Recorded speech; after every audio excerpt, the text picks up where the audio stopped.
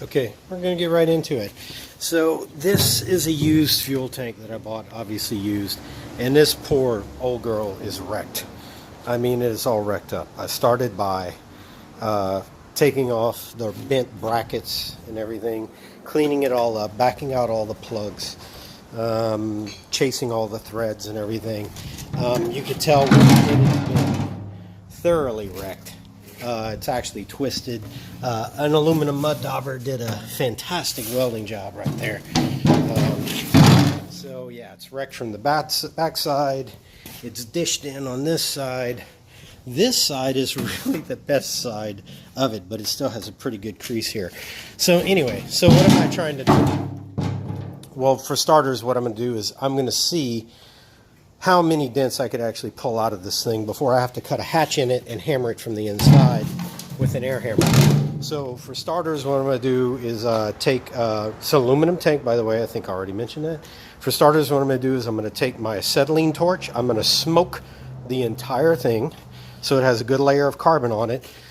Then I'm going to take this propane weed burning torch and I'm going to heat the tank to attempt to anneal it. Once it's cooled, I'm going to fill it with water. Okay, I'm going to put a regulator, an air regulator, into this 1/4-inch port, and I'm going to send air pressure to it, maybe about 10, 15, 20 psi.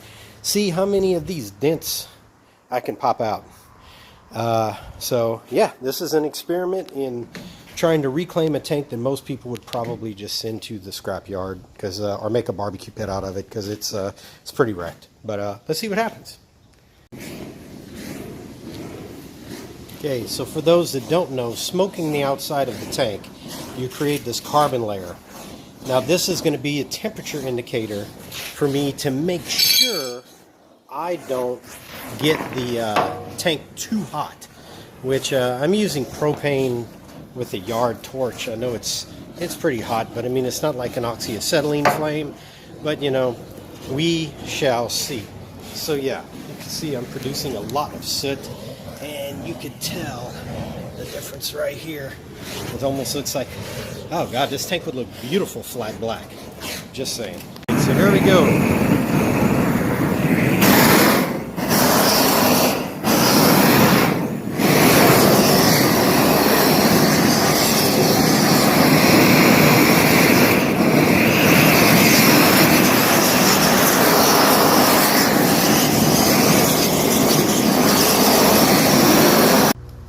Alright, it's definitely hot. I didn't get over temperature, because I didn't burn away the carbon layer. So, I don't know how hot I got it, but it's pretty damn hot. I should have brought my non-contact thermometer, and I would know, but go figure I didn't do that. Alright, time to fill the tank with water. It's waited for a while. It's pretty well cooled. Added a regulator to the top. Filling the tank right here, so I started prepping the other tank, another tank that's in a pretty good condition. Well, you can tell the truck driver stepped right here a lot because there's no tread left. But anyway, filling the tank with water. Well, I already have some pretty substantial problems with this tank. I kind of guessed it, that's why this is an experiment, but I put a little bit of pressure on it anyway. So let's dial it up.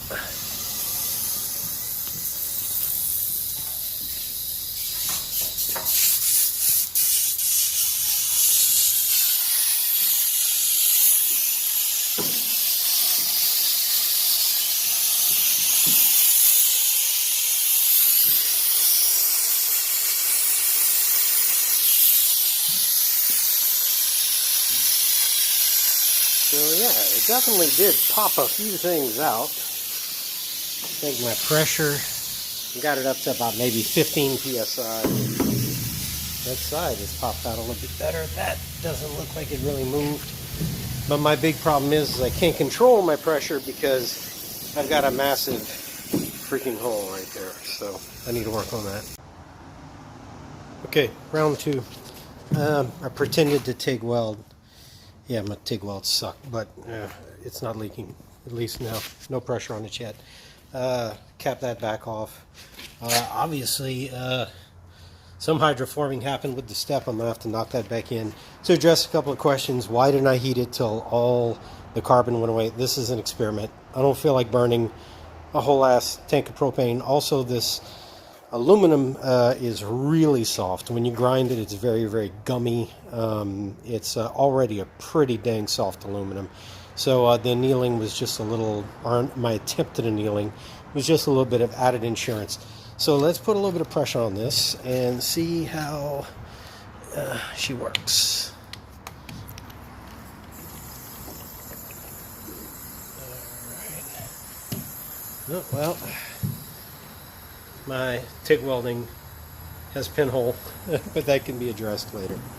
Okay, so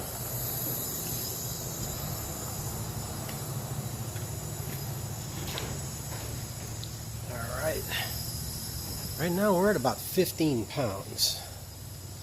Feels a little bit weird to try to put more than that.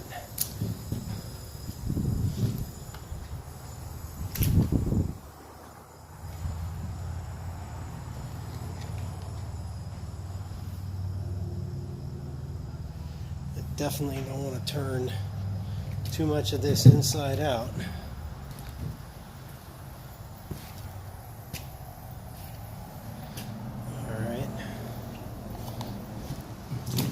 I'm going to put just a tad bit more pressure.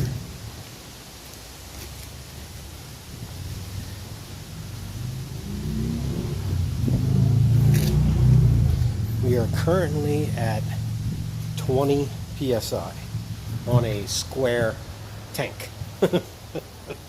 Yeah.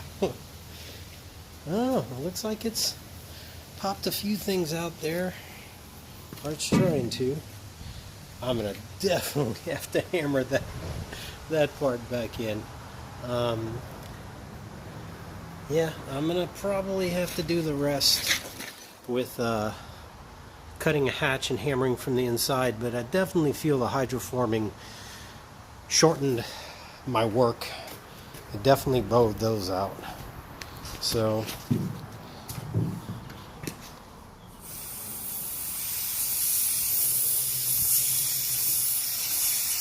go ahead and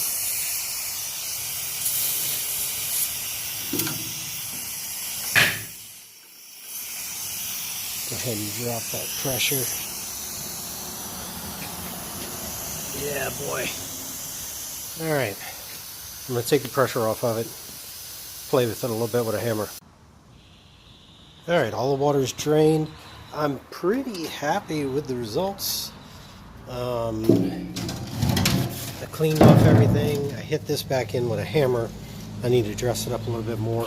But the front of it seems to have straightened out. That was a really bad dent, so I'm not surprised it didn't pop. The bottom did pretty good. Boy, that's ugly. I need to fix that. The side right here looks really good. This side looks pretty darn good, except for that really bad dent there and there. But I'm going to hammer those out with this thing that I made for my air hammer. So I'm about to cut a 4-inch hole in the top of this thing so I could put an access flange and another fill port. And so I'm going to start doing some work to the inside. Even like the top of the tank kind of like popped out. I mean, dude, it's not fantastic, but it really don't look too bad considering. Alright, so I cut a hole in the top. As you can see, this is a pretty bad dent right here. So we're going to see how my air hammer device works on driving that dent out.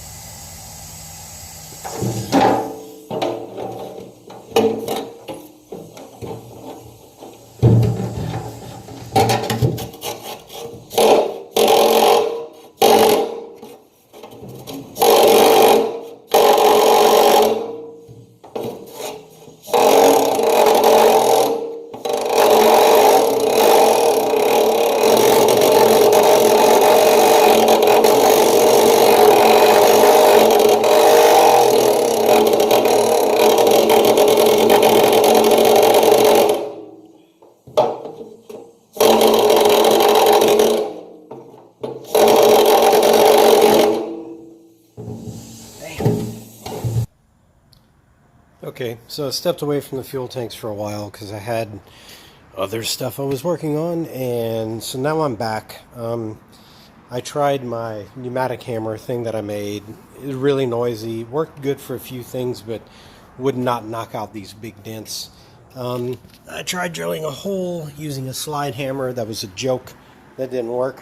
So a nice, kind buddy of mine let me borrow this thing. So we're going to try getting in through this hatch with it and pushing some of those walls out. See how that works. All right. Let's see how this works.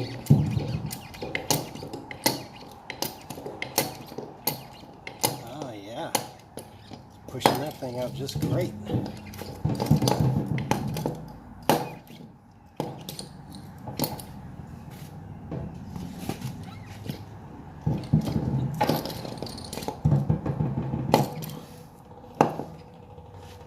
That is pretty good. Move that dent out there a lot. See if we can really catch this one.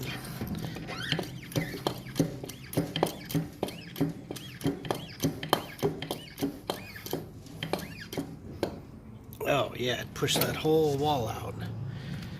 A lot better. Relaxed a little bit, but it moved it.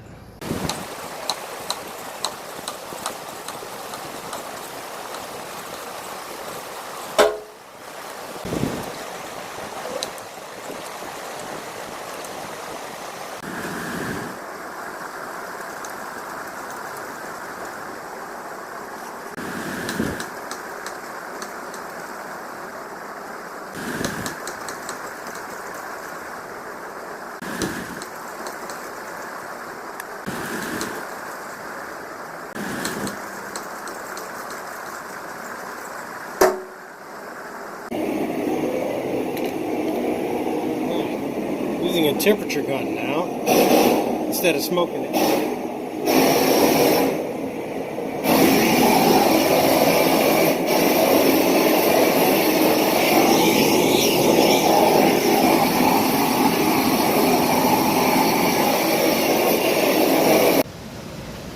Well, these two tanks have come a long way.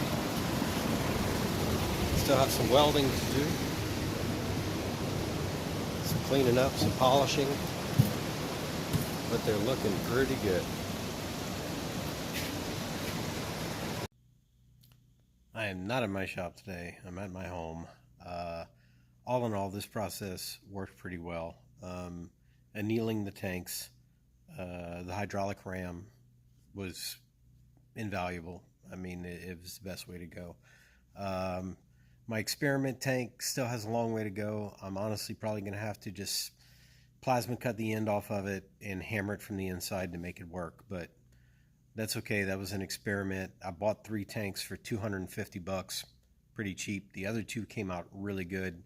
Can't complain about those. A little bit of welding, a little bit of touching up, but yeah, they came a long way from what they were. But I like the vintage look of them. I think they're going to look pretty neat on the truck. I think they look neat on the truck. So I just need to clean up the outside. I'm actually going to coat the inside with a tank liner, so to make sure they last even longer, they don't leak, all this other good stuff. So it's a fun project. Still not over, but yes, it is possible to push dents out of an aluminum tank, especially if you can get a hydraulic ram inside of it to push it now for you. So it worked.